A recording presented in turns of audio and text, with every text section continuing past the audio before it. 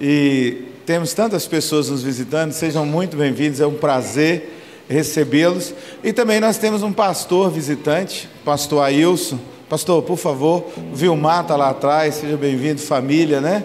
Aleluia. Pastor Ailson vai nos trazer uma palavra, a Maria José, a esposa dele, está ali também, e ele vai nos trazer uma palavra nessa noite, querendo ou não, o problema dele. Foi ungido para isso, né, pastor Antônio Marcos? Nós aprendemos ontem isso na reunião lá dos diáconos e pastores, que a gente tem que dar a preferência aos maiores. Então, pastor Ailson, traga uma palavra para nós nessa noite. Irmãos, quero dar um dado importante para a igreja hoje, que aconteceu pela manhã.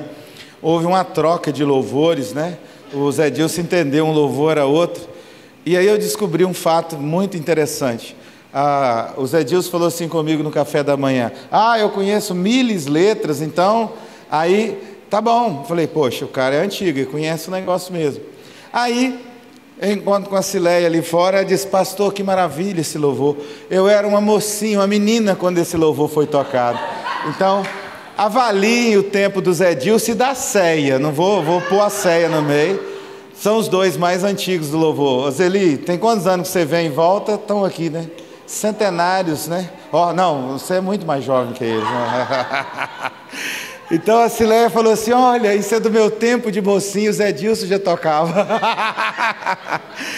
Que bênção, né? Que louvor maravilhoso. Nós nos perdemos na letra, porque era inesperado.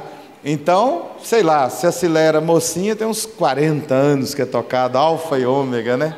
Pastor Ailson hoje ficou escondido de manhã, eu só fui ver ele no café. E aí ele disse assim: não, que eu estou... Irmãos, pastor só tem folga no céu, amém? Vamos orar. Senhor, usa o teu servo para falar ao nosso coração nesta noite e nos abençoar na tua palavra. Assim nós oramos e abençoamos em nome de Jesus. Amém e amém. Pastor Ailson é presidente da igreja pentecostal? Não tem o pentecostal. Não tem mais não? É a igreja Chamas do Avivamento. Pentecostal. Chamas do Avivamento da Bíblia. Amém? Graça e paz. Eu tento, todas as vezes que eu venho aqui, ouvir o pastor Lenilson. O jeito é levar ele lá na igreja, levar ele lá na sede, em Valadares. Aí é o jeito. Falei, não consigo ouvir esse camarada de jeito nenhum. Chego aqui, eu escondo atrás das pessoas no banco aqui, mas não tem jeito, acaba ele me descobrindo. Mas é uma alegria poder estar aqui. O pastor Lenilson, ele não é um colega de trabalho, não é um companheiro ministerial, ele é um irmão. E eu o acompanho nas redes sociais também, quando ele aparece, né? Ultimamente ele não tem aparecido, não. Está de férias? Tá vendo aí? Não quer me dar férias. Mas ele e a esposa são amigos, né? São irmãos em Cristo. E é bom estar nessa igreja. Eu gosto de estar aqui. Sempre que eu venho a Conselheiro Pena, eu acabo participando de cultos aqui nessa igreja. E a maioria das vezes eu acabo falando. Não é isso? E eu quero nesta noite falar exatamente sobre Cristo. Eu não consigo falar outra coisa. Eu gostaria de convidá-los a abrir comigo a sua Bíblia no livro de Atos dos Apóstolos, capítulo 2, capítulo 2, a partir do versículo 14.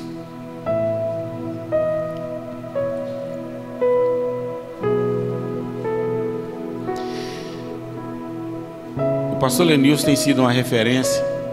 Nós tivemos algumas crises em chamas do avivamento, e uma das coisas que nós perdemos ao longo dos últimos anos foi esse calor, essa aquiescência missionária.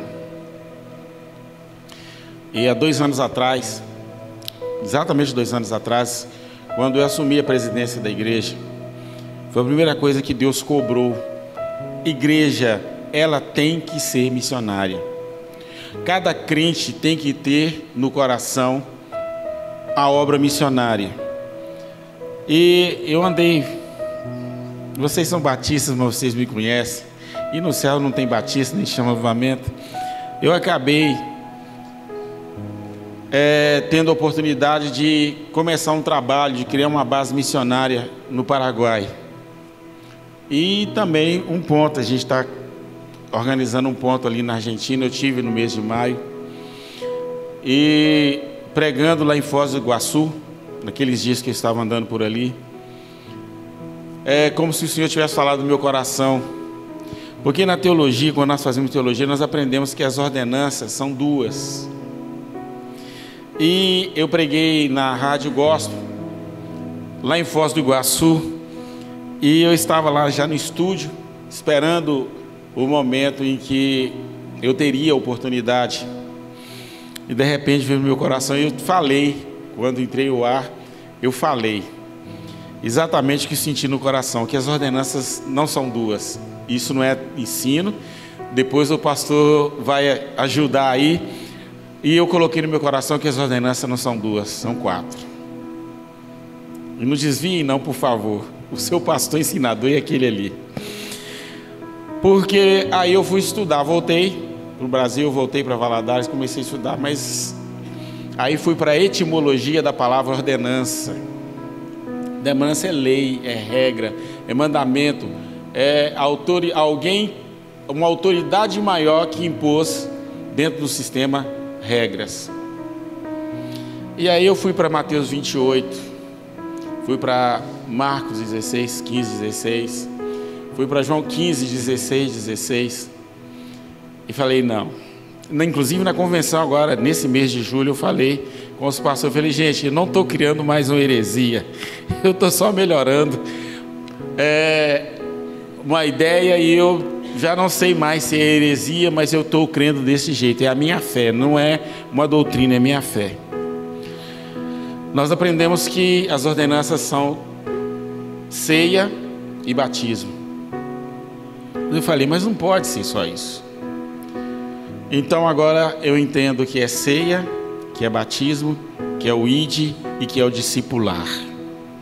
Porque são 4 ordens que Jesus deixou no final do ministério. E nós consideramos a ceia e o batismo, mas eu, particularmente, não é doutrina, estou falando que não é doutrina, mas é a minha fé. São 4. Nós não podemos ficar sem anunciar o Evangelho. Eu quero falar de uma forma muito tranquila um pouquinho sobre isso. Atos dos Apóstolos, capítulo 2, a partir do verso 14, diz o seguinte: E então se levantou Pedro com os 11, erguendo a voz, advertiu-os nestes termos: varões judeus e todos os habitantes de Jerusalém, tomai conhecimento disso e atentai às minhas palavras. Estes homens não estão embriagados como vocês estão pensando, sendo esta ainda a 3ª hora do dia. Mas o que está acontecendo aqui é o que foi predito pelo profeta Joel. No versículo 22, depois nós vamos fazer um comentário sobre isso. Aliás, no versículo 32 ao 36 diz o seguinte: a este Jesus Deus ressuscitou, do que todos nós somos testemunhas. Exaltado, pois, à destra do Pai, tendo recebido do Pai a promessa do Espírito Santo, derramou isto que agora vedes e ouvis. Porque Davi não subiu aos céus, mas ele mesmo declara: disse o Senhor ao meu Senhor: assenta-te à minha direita, até que eu coloque os teus inimigos debaixo dos teus pés. Esteja absolutamente certos, pois toda a casa de Israel, de que é este Jesus a quem vocês crucificaram, Deus o fez Senhor e Cristo. Amém. Querido Deus, nós cremos, nós entendemos e nós recebemos a Tua palavra nesta noite, Senhor. Pedimos, ó Pai, que o Teu Espírito Santo venha colocar em nossos corações que o Senhor Jesus é realmente o centro, não somente o centro das atenções da igreja. Ele é o centro, Ele é a vida, Ele é a razão, Ele é o motivo, Ele é a propulsão da igreja, meu Deus. Senhor, obrigado porque nós estamos, meu Pai, em uma igreja, em um grupo, em uma parte do Teu reino aqui na face da terra, em que Cristo é a razão absoluta da existência e da vida de cada um de nós. Nós oramos a Ti, ó Pai, Te adoramos em nome de Jesus. Amém. Amada igreja do Senhor, depois deste comentário assustador que eu acabei de fazer, que depois o pastor Lenilson vai consertar isso aí, tá certo? Ele vai explicar melhor, mas este texto me chama a atenção, e eu vou te falar por quê. Porque o apóstolo Pedro estava diante de uma situação muito séria e até certo ponto comprometedora também. Só para os irmãos terem uma ideia, só para nós termos uma ideia, vamos lembrar alguns pontos aqui. Este capítulo 2 fala exatamente do momento que o Espírito Santo foi derramado sobre a igreja, e aquele momento foi promulgado, foi inaugurado o que nós conhecemos hoje como a igreja do Senhor.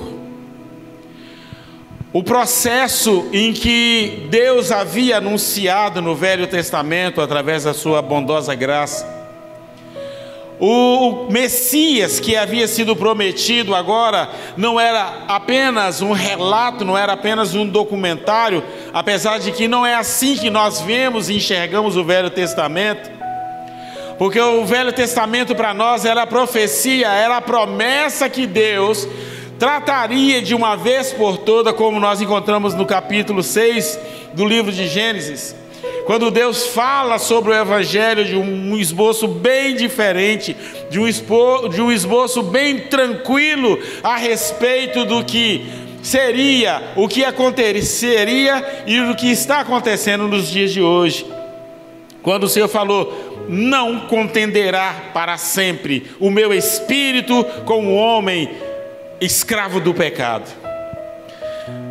E quando chegou no final do período interbíblico, mais ou menos 100 anos, 70, 80 anos antes, começaram a surgir algumas religiões, e com boas intenções até, porque o propósito era proteger o povo de Deus, o propósito era proteger o povo de Israel. E nós lembramos dos essênios, lembramos dos fariseus, lembramos de outros grupos religiosos que começaram a se organizar na intenção de que a promessa que Deus havia feito durante 1.500 anos, ou 4.000 e poucos anos, mas principalmente nos últimos 1.440 anos, quando foi organizado o povo de Israel. E então aqueles grupos, né, nós lembramos da guerra dos Macabeus e outros grupos depois veio a organização também, Deus preparando o mundo para receber Jesus. Aquela conquista de Alexandre o Grande também, que foi um ato de Deus, apesar de que a história não veja dessa forma, mas foi um ato de Deus para que o mundo recebesse Cristo e que o Evangelho de Deus fosse revelado a todas as nações, porque o propósito de Deus sempre foi que o nome dele fosse, ou que o nome dele seja exaltado entre as nações. Então, quando Jesus chega ao mundo, ele encontra um sistema deturpado, aquelas religiões, ou aqueles grupos religiosos que se organizaram, agora já haviam perdido a noção, e agora eles estavam invernados, investidos de legalismos, de politicagens, de um monte de coisas que já não agradavam a Deus. e que na verdade resistia, inclusive a ideia de um Messias que viria para libertar o povo do pecado. O próprio povo de Israel perdeu a noção do que era a mensagem, do que era o evangelho que foi anunciado na forma de sombras no Velho Testamento, e já a esperança agora era simplesmente política, como estava acontecendo hoje, como está acontecendo nos dias de hoje no mundo. Essa balbúrdia, essa confusão política, e a humanidade então está simplesmente preocupada com a coisa: o que vai acontecer, ou o que pode acontecer para que o mundo seja liberto deste algoz político que está acontecendo sobre a face da terra. E naqueles dias aconteceu algo interessante, triste, mas interessante, porque simplesmente abandonaram a promessa do Senhor, simplesmente esqueceram que eram filhos da promessa. Os filhos de Israel esqueceram, e quando Jesus chega anunciando a libertação, ele simplesmente foi rejeitado, porque a ideia do povo era apenas uma: Deus, o Messias, vai vir para nos libertar do Império Romano, nos libertar deste legalismo horroroso que está sobre a face da terra. E quando Pedro, então, no dia de Pentecostes, quando o Espírito Santo chega para inaugurar um novo momento para a igreja, quando o Espírito Santo chega para anunciar o Evangelho, ou para levantar um grupo de missionários, por assim dizer, para que o Evangelho chegasse a todos os cantos da terra, porque a promessa feita a Abraão, ela precisava se cumprir, uma vez que o Cristo já havia sido morto e ressuscitado, e agora, pela glória de Deus, o Espírito Santo veio para dar testemunho no coração dos homens e levantar uma nova geração de adoradores, e levantar uma geração daqueles que anunciariam a verdade do Senhor. E o que me chama a atenção nesse capítulo 2, a partir do versículo 14, é exatamente isso. Primeiro, Pedro está diante de uma multidão muito grande, porque com a chegada do Espírito Santo, toda Jerusalém, todos que estavam naqueles dias festivos de Jerusalém, vieram para saber o que estava acontecendo no cenáculo, o que havia acontecido. E quando chegaram, encontraram 120 pessoas. Já pararam para pensar o que é 120 crentes no ambiente, talvez um pouco menor do que esse aqui, talvez do tamanho desse? 120 pessoas falando em línguas, 120 pessoas proclamando o poder de Deus, 120 pessoas falando da glória, manifestando a glória de Deus. Foi uma coisa realmente maravilhosa, mas que muita gente não estava entendendo absolutamente nada, não entendia, não podiam entender o que Deus estava fazendo naquele momento. Então o apóstolo Pedro tomou a palavra e chamou a atenção daquela multidão. Mas, irmãos, vamos falar um pouquinho bem rápido da multidão. Aquela multidão, no meio daquela multidão, aquela multidão era formada de vários grupos, de religiosos, de políticos, de senadores, de zelotes, de fariseus. Ali estava cheio de pessoas, e a maioria delas cheio de curiosidades, não pensando, com o mínimo de preocupação que pudessem para entender, e nenhuma capacidade de entender o que estava acontecendo naquele momento. Então o apóstolo Pedro, ele não se preocupou com quem iria ouvir, ou com quem poderia entender o que ele havia de anunciar naquele momento, mas ele levanta e prega um sermão cristocêntrico, como nós estamos buscando no dia de hoje, pregar Jesus Cristo ressurreto, o Jesus Cristo vivo. E ele começa então a explanar a palavra, ele começa como quem estava contando apenas a história, e ele fala então: olha, varões judeus e todos habitantes de Jerusalém, que fique conhecido hoje, ou que seja entendido hoje o que está acontecendo. Estes homens que estão falando essas línguas diferentes, destes homens que estão anunciando, que estão embevecidos com a glória de Deus, eles são eles são alvos daquilo que o profeta Joel profetizou. Estes homens não estão embriagados, porque são apenas 9 horas da manhã e eles não estão embriagados, mas eles estão cheios do Espírito Santo. E eles estão cheios do Espírito Santo porque eles receberam de Deus.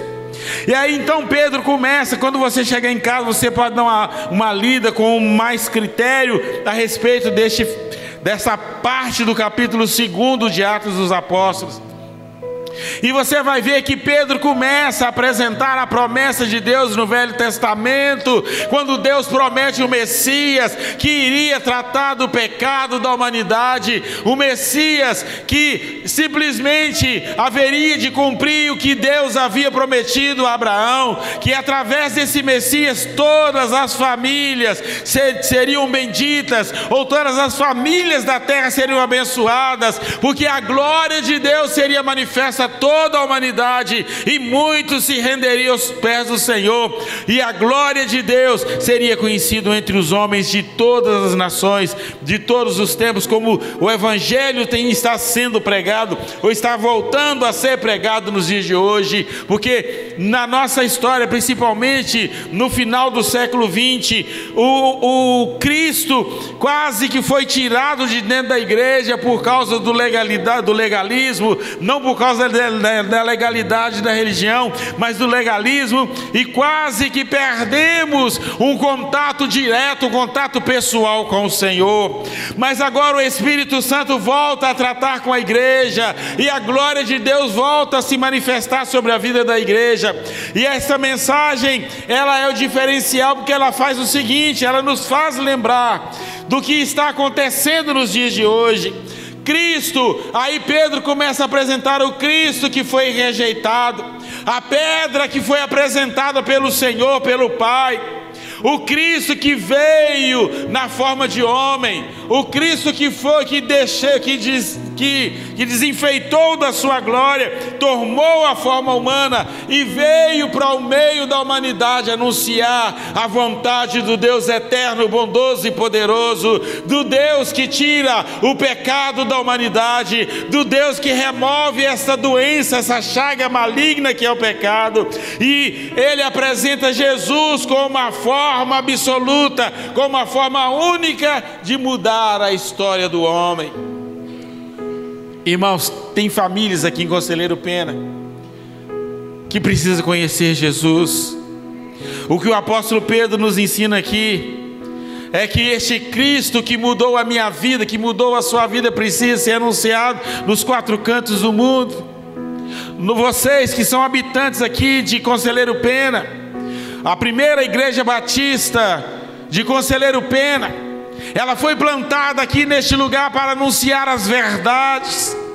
Porque agora Pedro, diante de uma multidão de pessoas que não tinham a menor noção do que era a verdade, agora puderam conhecer a verdade. Pedro apresenta Cristo como a única e absoluta verdade, aquela verdade que a humanidade precisava conhecer, que aqueles homens pecadores que estavam ali para cumprir simplesmente as regras das festas, que eles não entendiam o objetivo, porque eles achavam que simplesmente o ritual das festas do Antigo Testamento era simplesmente para serem cumpridas, mas eles não entendiam o objetivo dela, porque cada festa, cada cerimonial falava exatamente da obra redentora de Jesus, falava exatamente do sangue que seria derramado. Cada animal, cada oferta apresentada ali representava exatamente o Cristo ressurreto. E aí agora Pedro fala, esse Jesus que aí está na boca de todo mundo e que ninguém está entendendo, que alguns pensam que foi apenas mais um profeta que passou e não foi compreendido e foi morto por nós, ou por vocês, por assim dizer. Esse Jesus de Nazaré, que vocês rejeitaram. Aí ele entra no versículo 35 dizendo assim: Deus, o nosso Pai, fez dele o Senhor, e fez dele o nosso libertador.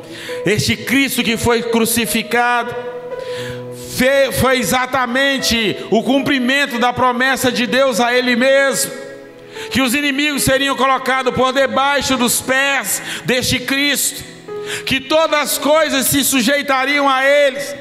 E agora não apenas no céu, como Jesus declarou no capítulo 28, 19 de Mateus, quando ele disse: agora o mesmo poder que eu tenho nos céus, eu tenho também na terra. Ou seja, o pecado agora não reina mais, porque agora a igreja, o povo de Deus, está recebendo autoridade para anunciar a verdade, e muitas famílias serão libertas. Meu irmão, se você lembrar a sua história, a história da sua família, você que está aqui hoje como adorador, como membro desta igreja, nesta ceia maravilhosa que nós participamos hoje pela manhã, que é o memorial, que é a lembrança de que Deus enviou o seu Filho, que Deus ofertou o seu Filho, que Jesus é a dádiva eterna de Deus para a libertação das nossas almas, e hoje nós estamos selados para a vida eterna, porque uma gota daquele sangue derramado no Calvário foi espargida agora sobre nós,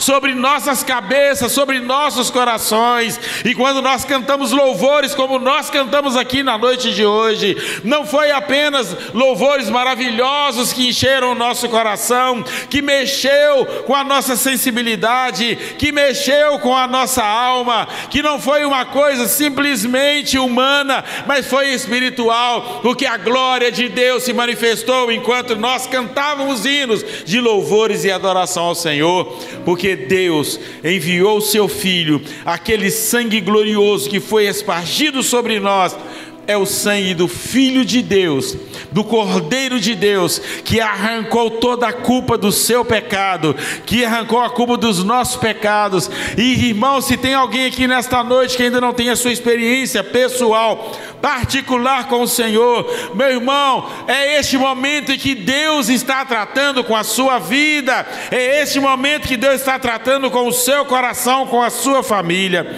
como Ele tratou com muitas pessoas naquele dia, naquela manhã, em que o Espírito Santo foi derramado sobre jovens, sobre crianças, sobre bebês, sobre anciãos que estavam reunidos naquela manhã e que foram testemunhas de que Deus havia dado o seu Filho Jesus para a libertação do seu povo.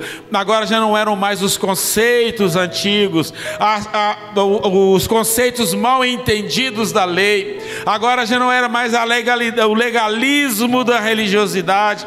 Agora não era mais a imposição dos líderes religiosos que não tinham misericórdia e não tinham compaixão. A partir daquele momento, o próprio Jesus estava pessoalmente tratando com cada pessoa naquela reunião. E não nos assusta e não nos surpreende que logo no final da palavra, quando a multidão perguntou: o que faremos nós então? Aí você pode acompanhar a partir do versículo 37. E aí diz a Bíblia que naquela manhã de domingo, não sabemos se não entrou pela tarde adentro ou pelo dia adentro, e mais de 3 ou mais ou menos 3.000 almas renderam aos pés do Senhor. Você está entendendo que o que faz a igreja crescer é Cristo? É Cristo em nós, é a glória de Deus em nós, é a manifestação do Senhor em nós. Não são os nossos projetos, que são muito necessários e que são bons para a igreja, mas é a manifestação do Espírito Santo dando testemunho de Jesus no coração de cada um de nós. É a manifestação deste evangelho sem mistura, desse evangelho sem conceitos humanos, deste evangelho que muda a história de pessoas que são escravas do pecado, este evangelho que tira o pecado de sobre os homens, este pecado que leva aqueles que são alcançados pela glória de Deus a viver uma vida honrada, uma vida abençoada, uma vida digna, uma vida na unção do Senhor Jesus. E aí Pedro diz o seguinte: olha, meu irmão, aquele Jesus que foi entregue, determinado pelo conselho e presciência de Deus, que vocês prenderam e crucificaram, Deus o ressuscitou, porque pelo que estava escrito no Velho Testamento que vocês não entenderam, ele não podia ficar retido pela morte, como Davi mesmo profetizou, e alegrou o seu coração, e exultou o seu alívio, dizendo que a respeito de Jesus o seguinte: que a carne dele não repousaria, não seria destruído, não veria a corrupção, mas que Deus o ressuscitaria para a glória. Esse Jesus é o Santo de Deus, o Santo que não viu a corrupção, mas que venceu a morte. E hoje nós podemos cultuar a Deus num domingo maravilhoso como este, é porque Jesus venceu a morte. Ele espargiu o seu sangue sobre nós, ele venceu a morte, e como ele venceu a morte, nós somos vencedores, porque a glória de Deus está em nós. Hoje nós andamos nos caminhos do Senhor, hoje nós nos alegramos em Cristo. Sabe por quê? Porque ele habita em nós. Mais um cumprimento do Velho Testamento, mais uma promessa que se cumpriu em nós. Ele não quis habitar em templos feitos por mãos de homens, mas ele escolheu o seu coração, o meu coração. Irmãos, por isso nós devemos odiar o pecado, nós devemos rejeitar o pecado. O pecado não tem nada a ver nem comigo nem com você. Nós não temos mais que olhar para o pecado como se ele fosse uma coisa boa, porque ele não é. O pecado tem cheiro de morte, o pecado leva a humanidade à morte, mas nós fomos e somos totalmente presos pela vontade do Evangelho de Deus. Nós somos simplesmente porque nós somos reconciliados com o Pai, por meio da morte e da ressurreição do Senhor, para fazermos a vontade dEle. Às vezes nós preocupamos muito com as nossas vontades, e Deus nos deu a permissão de termos vontade, mas até as nossas vontades, elas têm que fazer parte da vontade soberana de Deus. Nós somos reconciliados para vivermos de acordo com a vontade de Deus, para andarmos segundo os preceitos do Senhor. E eu quero encerrar dizendo o seguinte: assim como Jesus ressuscitou, nós também esperamos a nossa ressurreição no último dia. O inferno não é mais o nosso ponto final, ou o nosso porto final, o nosso porto seguro, a nossa vida, a nossa cidade, como Paulo falou em Filipenses 3:20, a nossa cidade está nos céus, onde também aguardamos o nosso Senhor. E Pedro dizendo o seguinte: olha, nós somos testemunhas de que Deus o ressuscitou, e agora Ele está sendo exaltado à destra de Deus.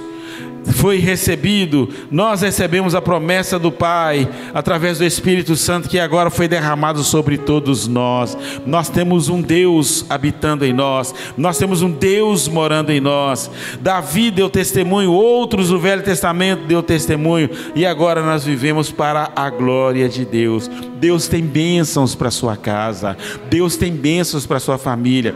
Pode ser que tenha entrado alguém aqui nessa noite dizendo: olha, está difícil, não vai ter jeito, olha, não tem mais como resolver, eu não vejo mais solução para os problemas da minha vida, da minha família. Meu irmão, deixa eu dizer uma coisa: você é alvo da vontade soberana de Deus. A graça de Deus foi derramada sobre a sua vida, não foi por um mero acaso, não foi por uma mera formalidade. Deus tem compromisso com a sua vida.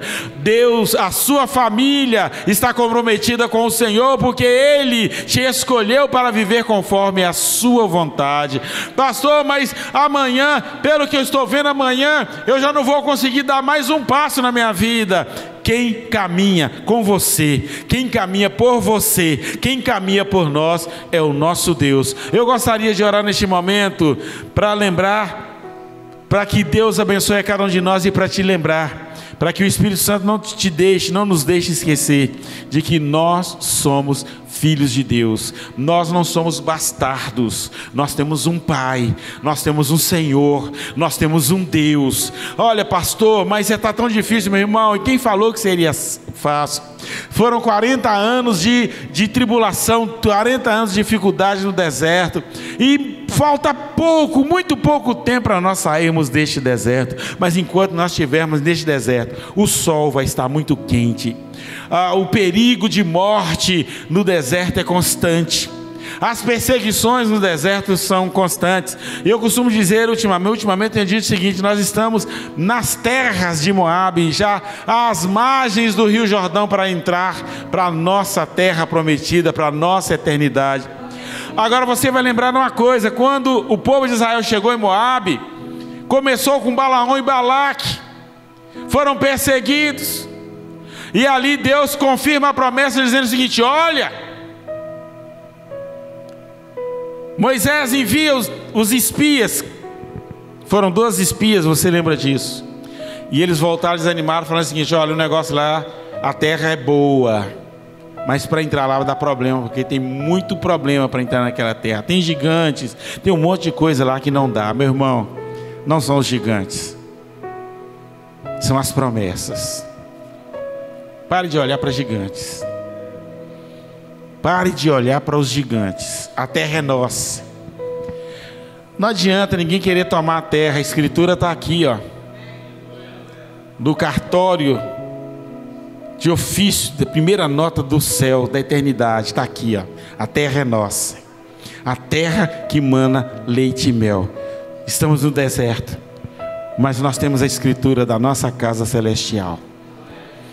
Eu gostaria que você, se puder, fechasse os seus olhos, abrisse bem o seu coração.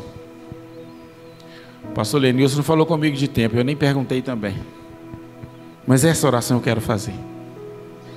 Talvez você entrou triste, angustiado, talvez sentindo dor, talvez chateado porque alguém não fez do seu jeito. Deixa eu te contar uma coisa: Deus tem promessas para a sua vida. Você é filho, você é filha da promessa. Todos nós estamos sob promessas, e ninguém muda isso. Ninguém vai mudar isso. O Deus que nos chamou, o Deus que nos selou, é o Deus que nos protege.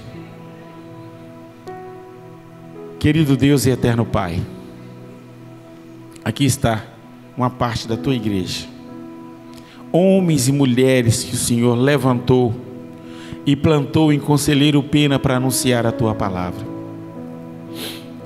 Nós cremos, amamos e respeitamos o Cristo que morreu, mas que ao terceiro dia ressurgiu dentre os mortos, está à destra do Pai. A esse Cristo nós amamos, a esse Cristo nós adoramos, a esse Cristo que o Senhor glorificou e que não viu a corrupção, mas que venceu a morte. É o Cristo que reina em nossos lares.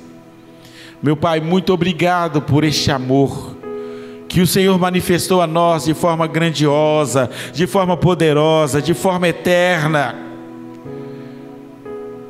Nós pedimos agora, meu Deus, neste momento, que haja curas, que haja libertação de pensamentos ruins, de tristezas, de angústias. Meu Pai, que essa igreja continue sendo um luzeiro aqui em Conselheiro Pena e região. Que o teu nome seja anunciado como foi anunciado pelo apóstolo Pedro e os 11 apóstolos naquela manhã. Meu Pai, que não seja apenas 3.000 almas, mas que seja, meu Pai, uma multidão muito maior. Senhor, porque nós estamos em tempo, e não enchamos o avivamento, não é na igreja batista, mas na igreja do Senhor que está sobre a face da terra. Nós estamos em tempo, meu Pai. O teu reino está em expansão sobre a face da terra. E muita gente, meu Pai, muitos estão vindo para se tornarem adoradores, para que o teu nome seja adorado entre as nações.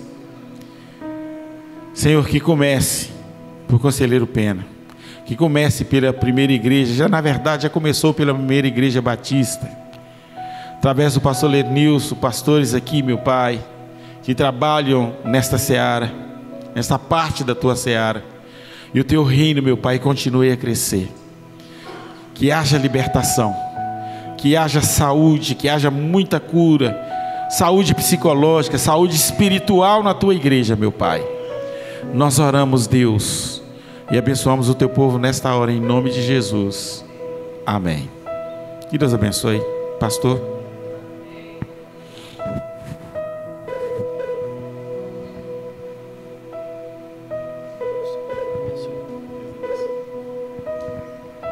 Obrigado, pastor Ailson, por permitir ser um instrumento na mão de Deus para nós nessa noite. Glória a Deus. Vamos colocar de pé para a última bênção dessa noite.